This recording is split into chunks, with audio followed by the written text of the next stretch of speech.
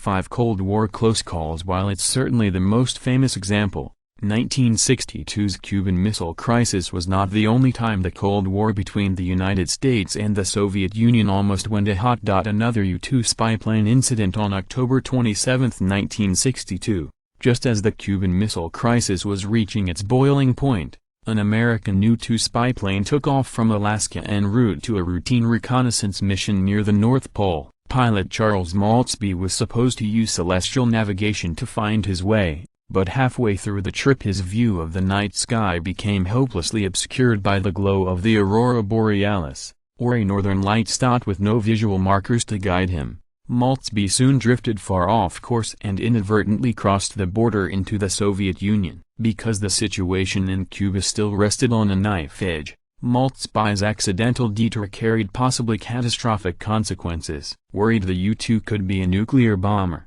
the Soviets scrambled several MiG fighter jets and sent them on a course to destroy the intruding aircraft. The Air Force responded by dispatching 2 F-102 fighters armed with nuclear-tipped missiles to shepherd Maltzby back to Alaska. Any confrontation between the two groups of aircraft could have potentially ended in all-out war, but Maltzby managed to glide his U-2, which had long since run out of fuel, out of Soviet airspace before he could be intercepted, having averted disaster on two fronts. President John F. Kennedy and Soviet leader Nikita Khrushchev would find a peaceful resolution to the Cuban Missile Crisis the following day. The B-59 submarine incident that same day, a minor incident aboard a Soviet submarine, might stand as the closest the world has ever come to nuclear war. On October 27, 1962, at the height of the Cuban Missile Crisis, the American destroyer USS Beale began dropping depth charges on the nuclear-armed Soviet submarine B-59, which was lurking near the U.S. blockade line around Cuba. The charges were non-lethal warning shots intended to force B-59 to the surface, but the submarine's captain mistook them for live explosives. Convinced he was witnessing the opening salvo of World War III, the captain angrily ordered his men to arm the sub's lone nuclear-tipped torpedo and prepare for attack. The misunderstanding could have resulted in disaster if not for a contingency measure that required all three of the submarine's senior officers to sign off on a nuclear launch. The Soviet captain was in favor, but Vasily Arkhipov, B-59's second-in-command, refused to give his consent. After calming the captain down, Arkhipov coolly convinced his fellow officers to bring B-59 to the surface and request new orders from Moscow. The submarine eventually returned to Russia without incident, but it was over 40 years before a full account of Arkhipov's life-saving decision finally came to light. The 1979 NORAD computer glitch. By the late 1970s, both the United States and the Soviets relied on computer systems to detect possible nuclear attacks. But while the new technology was more sophisticated, it also came with a fresh set of risks in the form of false alarms and glitches. Perhaps the most famous of these errors occurred at Colorado's North American Aerospace Defense Command, or NORAD. On the morning of November 9, 1979, technicians at the site received an urgent alert that the Soviets had launched a barrage of missiles at North America. Convinced a nuclear attack was imminent, the U.S. Air Defense Program scrambled 10 interceptor fighter planes, ordered the president's Doomsday plane to take off, and warned Launch Control to prepare its missiles for a retaliatory attack.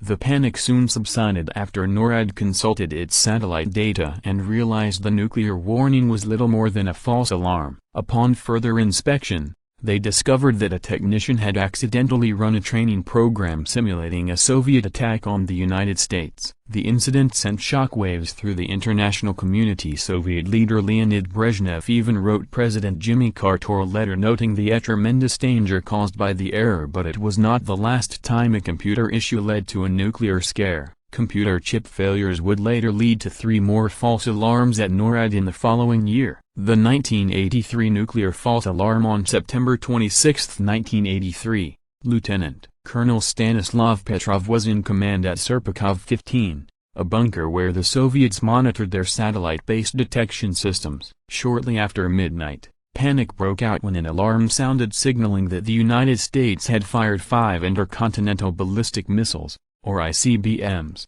toward Russia. The warning was a false alarm. One of the satellites had misinterpreted the glint of sunlight off clouds near Montana as a missile launch, but to the Soviets, it appeared the United States had started a nuclear war. Protocol demanded that Serpukhov-15 report any signs of a missile launch to the Soviet High Command, but Petrov had a hunch the warning was an error. He knew the new satellite system was mistake-prone, and he also reasoned that any nuclear strike by the Americans would come in the form of hundreds of missiles, not just 5. With only minutes to make a decision, Petrov chose to ignore the blaring warning alarms and reported the launch as a false alarm, a move that may have averted a nuclear holocaust. The incident remained classified until after the Cold War ended, but Petrov later received several humanitarian awards for his extraordinary actions, and was even honored by the United Nations. The Able Archer 83 exercise, although it was not widely known at the time,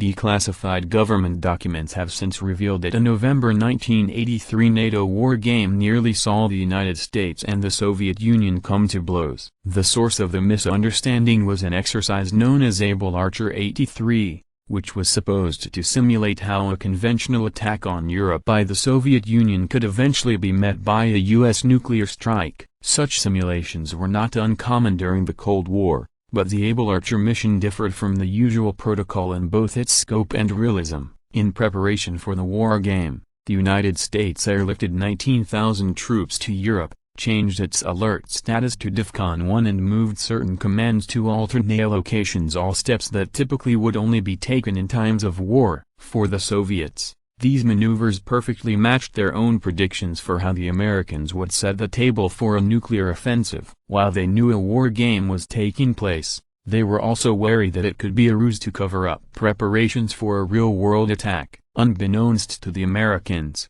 the Soviets had soon gone into high alert and readied their nuclear arsenal, with some units in East Germany and Poland even preparing their fighter jets for takeoff. They remained poised for a counterstrike until November 11, when the Able Archer exercise ended without incident. Only later did NATO and the United States realize that their realistic simulation of World War III had very nearly led to the real thing.